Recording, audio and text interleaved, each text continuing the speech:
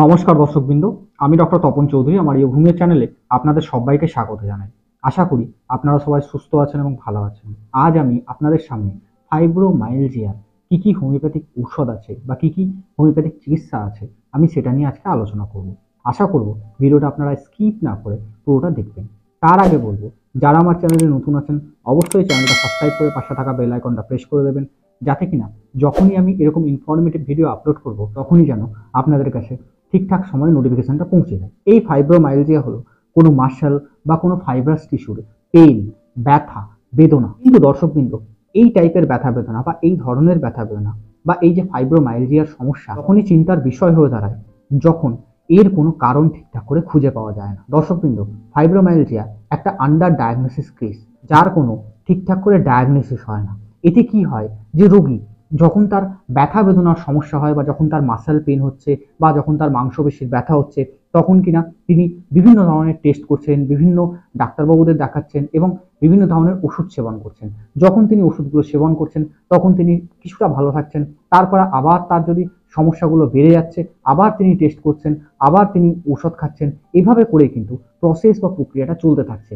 ঠিকঠাক করে তার যে ডায়াগনোসিস, তার যে কারণ বা তার কি হয়েছে এটা কিন্তু খুঁজে পাওয়া যায় না। দর্শকবৃন্দ, এই যে এই সমস্যাটা, এটার কিন্তু ঠিকঠাক করে কোনো টেস্ট হয় না বা কোনো প্যাথোলজিক্যাল টেস্ট হয় না, তাই এটাকে কিন্তু ঠিকঠাক করে ডায়াগনোসও করা যায় না। কিন্তু দেখা যায় যে মহিলাদের মধ্যে এই সমস্যাটা কিন্তু বেশি দেখতে পাওয়া যায়। আমাদের শরীরের মধ্যে 11টা পেন পয়েন্ট আছে, অর্থাৎ 11টা ট্রিগার পেন পয়েন্ট আছে, 11টা ব্যথা বেদনার পয়েন্ট আছে। এগুলো কি করে যে পেন বা ব্যথাটাকে ট্রিগার করে।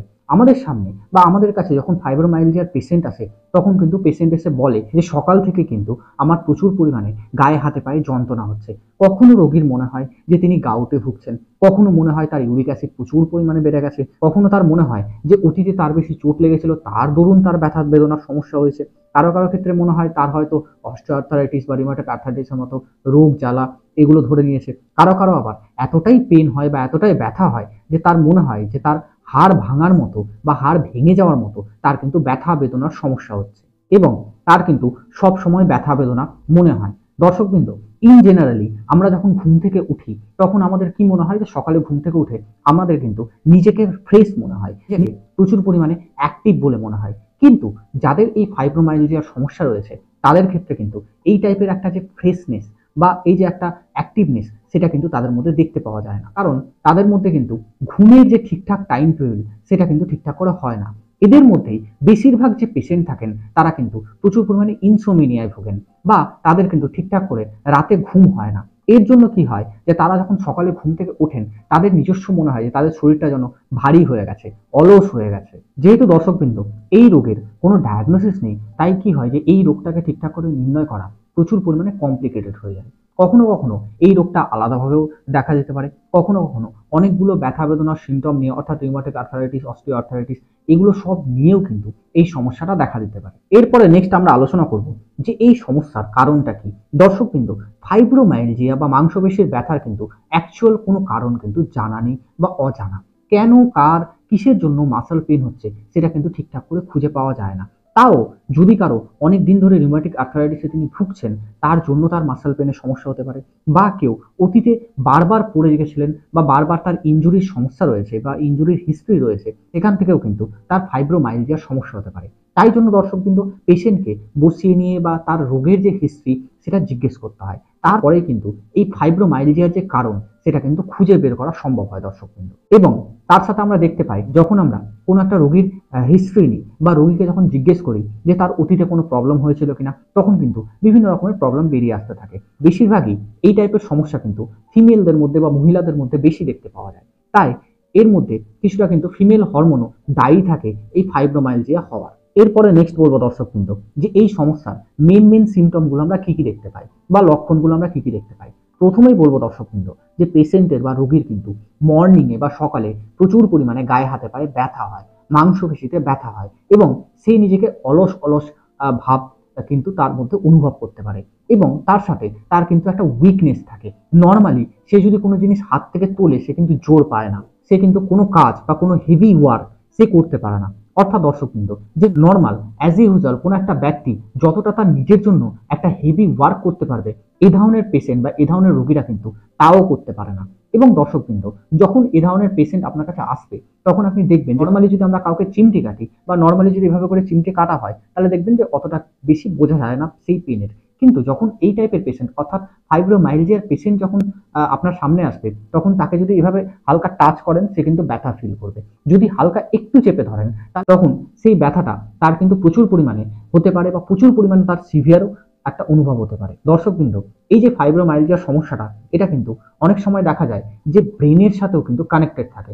অর্থাৎ যখন আমরা ফিমেলদের কেস টেকিং করি বা ফিমেলদের রোগ হিস্ট্রি নিই তখন বেশিরভাগই আমরা দেখতে পাই যে তারা হয়তো খুব বেশি ডিপ্রেসিভ মুডে আছে, তাদের মধ্যে সব থেকে বেশি সেন্সিটিভনেস পাওয়া যায়, তারা কিন্তু নিজেরাই ইন্ট্রোভার্টেড থাকে, কোনো কিছু কারোর সাথে শেয়ার করতে কিন্তু তারা ভালোবাসে না বা শেয়ার করতে পারে না।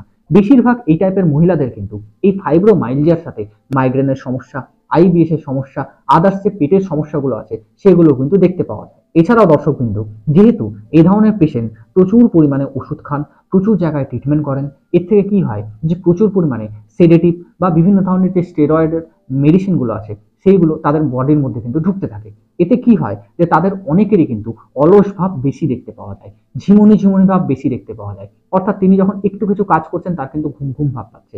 এছাড়াও তাদের মধ্যে ওয়েট গেইন একটা ভাব দেখতে পাওয়া যায়। অর্থাৎ তারা যখন স্টেরয়েড মেডিসিন বেশি নিচ্ছেন তাদের মধ্যে ওয়েট গেইনের যে একটা ব্যাপার সেটা কিন্তু বেশি দেখতে পাওয়া যায়। এছাড়াও তাদের কিন্তু অনেক সময় মুড সুইং হয়, লো মুড থাকে, মুড চেঞ্জেবল হতে পারে, এগুলো কিন্তু এই ধরনের পেশেন্টের মধ্যে বেশি দেখতে পাওয়া যায়। তাই দর্শকবৃন্দ, এই ধরনের পেশেন্ট অর্থাৎ ফাইব্রোমাইলজিয়া পেশেন্ট কিন্তু অনেকখানি ব্রেইন রিলেটেডও হয়, অনেকখানি সাইকোসোমাটিক ডিসঅর্ডার রিলেটেডও হয়। তাই আমরা যখন তাকে ট্রিটমেন্ট দিই বা আমরা যখন তাকে গাইড করি তখন আমরা কিন্তু কিছুটা তাকে কাউন্সেলিং করি এবং তার সাথে কিছু হোমিওপ্যাথিক ঔষধও সাজেস্ট করি। এতে কি হয় যে তারা নিজেরাই ইমোশনালি স্ট্রং হন।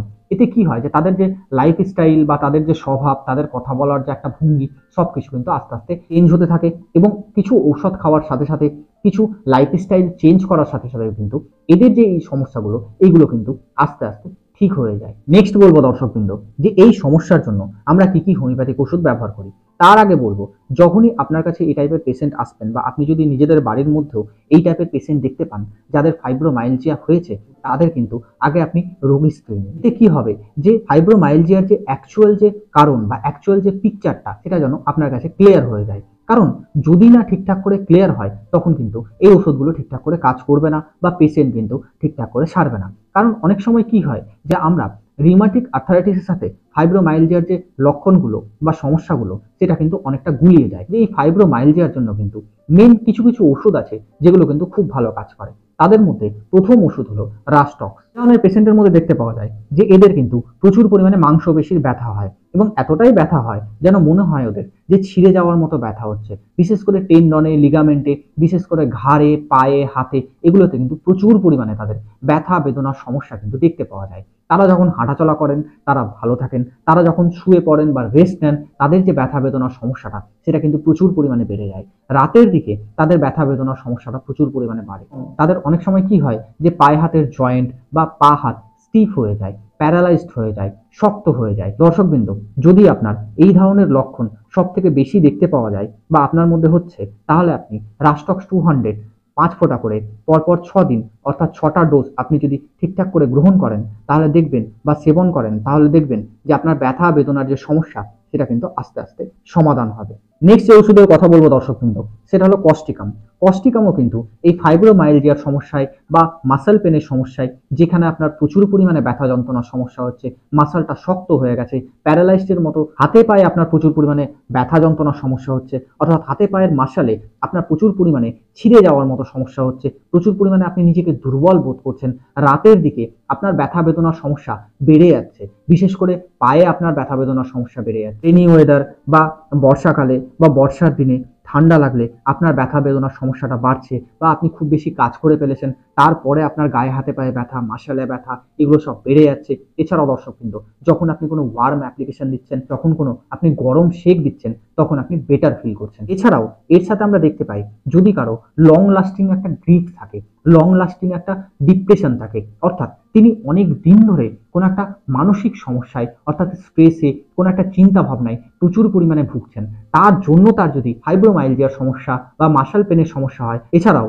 রাতের দিকে তার যদি প্রচুর পরিমাণে ভয় লাগে, প্রচুর পরিমাণে তিনি যদি রেগে যান, অর্থাৎ পেশেন্ট যদি প্রচুর পরিমাণে রেগে যান, এভাবে যদি তার মুড সুইং হতে থাকে, তাদের ক্ষেত্রেও কিন্তু এই কস্টিকাম হোমিওপ্যাথিক মেডিসিনটা খুব ভালো কাজ করে দর্শকবৃন্দ। এক্ষেত্রেও দর্শকবৃন্দ, যদি আপনার এই টাইপের সমস্যা থাকে, তাহলে আপনি 5 ফোঁটা করে পরপর 6 দিন অর্থাৎ 6টা ডোজ আপনি যদি সকালে ঘুম থেকে উঠে সেবন করেন, দেখবেন যে আপনার সমস্যাটা কিন্তু আস্তে আস্তে কমতে থাকবে। নেক্সট যে ওষুধের কথা বলবো দর্শকবৃন্দ, সেটা হলো ম্যাগনেসিয়াম কার্ব। এতে আমরা দেখতে পাই যে পেশেন্ট কিন্তু রাত্রাবেলা ঠিকঠাক করে ঘুমোতে পারে না, এবং এতটাই তার ব্যথা যন্ত্রণার সমস্যা হয় যে যার জন্য সে অনেক দিন ধরে কিন্তু রাতে ঘুমোয়নি। এতে কি হয় যে তার কিন্তু আস্তে আস্তে ইনসোমেনিয়ার সমস্যা হয়ে যায়, এবং সে যখন সকালে কোনো একটা কাজে বেরোয়, তার কিন্তু একটা টায়ার্ডনেস, তার একটা ঘুম ঘুম ভাব, তার একটা অলস ভাব, এটা কিন্তু লেগে থাকে। এবং তার সাথে সকালের দিকে তার কিন্তু পায়ে হাতে প্রচুর পরিমাণে ব্যথা যন্ত্রণার সমস্যা থাকে। এসব ক্ষেত্রেও আপনি ম্যাগনেসিয়াম কার্ব যে হোমিওপ্যাথিক মেডিসিনটা আছে, তার 30 পোটেন্সি 5 ফোঁটা করে দিনে 2বার খাওয়ার আগে পরপর 3 দিন যদি আপনি সেবন করেন, দেখবেন যে আপনার সমস্যাটা কিন্তু আস্তে আস্তে কমতে থাকবে।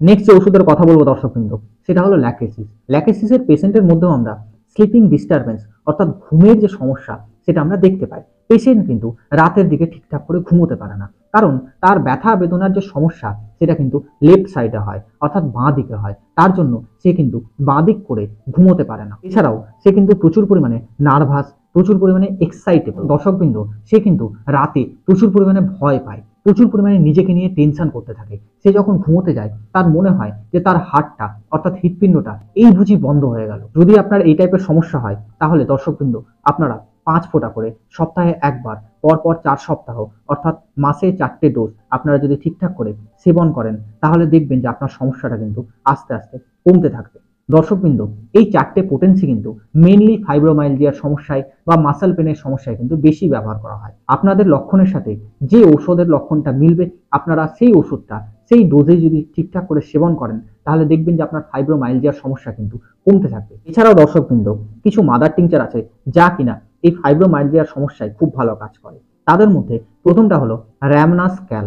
এটাও কিন্তু স্পেসিফিক মাসল পেনের জন্য অর্থাৎ ফাইব্রোমাইলজিয়ার জন্য স্পেসিফিক মাদার টিংচার। এই র্যামেনাস ক্যাল মাদার টিংচারটা আপনি 10 ফোঁটা করে দিনে 3বার খাওয়ার 15 মিনিট আগে 1 কাপ জলে মিশিয়ে যদি আপনি কিছুদিন সেবন করেন, দেখবেন যে আপনার ব্যথা বেদনার যে সমস্যা, সেটা কিন্তু আস্তে আস্তে কমতে থাকবে। নেক্সট যে মাদার টিংচারটা হলো দর্শকবৃন্দ, সেটা হলো বেলিস্পার মাদার টিংচার। বেলিস্পার মাদার টিংচারও কিন্তু মাসল পেনের জন্য, সেটা আঘাত লেগে মাসল পেন হোক, সেটা ফাইব্রোমাইলজিয়ার সমস্যা হোক, সেই মাসল পেনগুলোর জন্য কিন্তু খুব ভালো কাজ করে। বিশেষ করে যারা প্রচুর পরিমাণে কাজ করেন, যারা গার্ডেনার, যারা বাগানে কাজকর্ম করেন, বা যারা শ্রমিক, তাদের ক্ষেত্রে কিন্তু এই বেলিস্পার যে হোমিওপ্যাথিক মেডিসিনটা আছে, সেটা কিন্তু খুব ভালো কাজ করে দর্শক। কিন্তু এক্ষেত্রে বেলিস্পার মাদার টিংচার 10 ফোঁটা করে দিনে 3বার খাওয়ার 15 মিনিট আগে 1 কাপ জলে মিশিয়ে আপনি যদি কিছুদিন সেবন করেন, তাহলে দেখবেন যে আপনার ব্যথা বেদনার সমস্যা কিন্তু আস্তে আস্তে কমতে থাকবে। দর্শকবৃন্দ, ফাইব্রোমাইলজিয়ার কেসে কিন্তু এই ঔষধগুলোই মেইনলি ব্যবহার করা হয়। তাও দর্শকবৃন্দ, কিছু কিছু ফাইব্রোমাইলজিয়ার কেস আছে যেগুলোতে কিন্তু এই ঔষধগুলো ঠিকঠাক করে কাজ করে না, কিন্তু টোটাল সিমটম নিয়েই কনস্টিটিউশনাল মেডিসিন দেওয়া হয়। তাই এই ওষুধগুলো সেবন করার সাথে সাথে আপনারা অবশ্যই কাছের কোনো অভিজ্ঞ চিকিৎসকের পরামর্শ নিয়ে নেবেন। নেক্সট বলবো দর্শকবৃন্দ, কিছু হোম রেমেডি। প্রতিদিন সকালে ঘুম থেকে উঠে আপনাকে কিন্তু নিয়মিত একটা এক্সারসাইজ করতে হবে। এতে কি হবে যে আপনার মাসলের পেনগুলো বা ফাইব্রোমাইলজিয়ার সমস্যাটা কিন্তু আস্তে আস্তে কমতে থাকবে। নেক্সট বলবো দর্শকবৃন্দ, যে আপনার লাইফস্টাইলের মধ্যেও কিছু চেঞ্জেস করতে হবে। প্রথমত আপনাকে কিন্তু কিছু ব্যালেন্স ডায়েট খাবার খেতে হবে। তার মধ্যে ওমেগা ফ্যাটি অ্যাসিড যুক্ত যে মাছগুলো আছে, সেইগুলো আপনাকে গ্রহণ করতে হবে।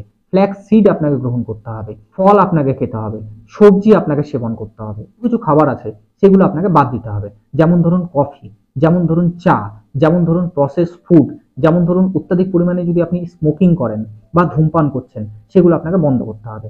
অত্যাধিক পরিমাণে যদি আপনি অ্যালকোহল সেবন করেন, সেটাকেও আপনাকে অ্যাভয়েড করতে হবে। অত্যাধিক পরিমাণে আপনি চিনি খাচ্ছেন বা সুগার নিচ্ছেন, সেটাকেও আপনাকে বন্ধ করতে হবে। কারণ এগুলো হলো ট্রিগার ফুড। এগুলো যখন আপনি অত্যাধিক পরিমাণে সেবন করবেন, তখন কি হবে যে এগুলো আপনার সমস্যাটাকে আরো বেশি পরিমাণে বাড়িয়ে দেবে। নেক্সট বলবো দর্শকবৃন্দ, আপনাকে সাফিসিয়েন্ট পরিমাণে জল খেতে হবে।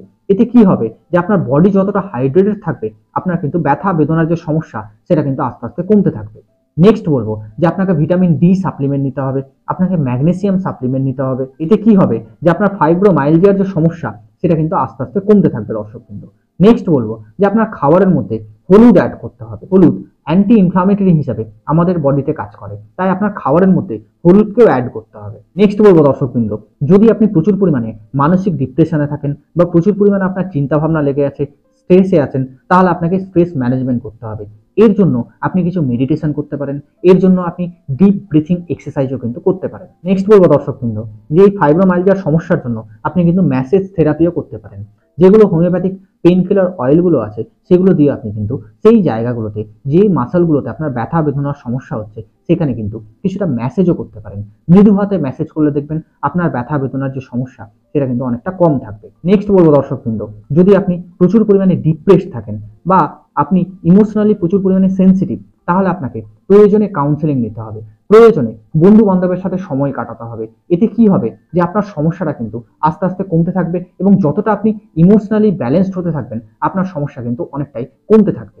যদি আপনার বাড়িতে কারো যদি ফাইব্রোমাইলজিয়ার সমস্যা হয়, তাকে আপনি সাপোর্ট দিন, তার সাথে কথা বলুন, তাকে বাইরে কোথাও ঘুরতে নিয়ে যান, দেখবেন যে তার ব্যথা বেদনার যে সমস্যা সেটা কিন্তু আস্তে আস্তে কমতে থাকবে। কারণ সে যখন লোকের সাথে মিশবে, সে যখন কথা বলবে, তাকে যখন আপনি অ্যাপ্রিসিয়েট করবেন, তার কিন্তু যে ইমোশনাল যে ডিস্টারবেন্সের জায়গাটা ছিল সেটা কিন্তু আস্তে আস্তে সে ইমোশনালি স্ট্রং হতে থাকবে। তার ফাইব্রোমাইলজিয়ার যে সমস্যা বা মাসেল পেনের সমস্যা সেটা কিন্তু আস্তে আস্তে কমতে থাকবে।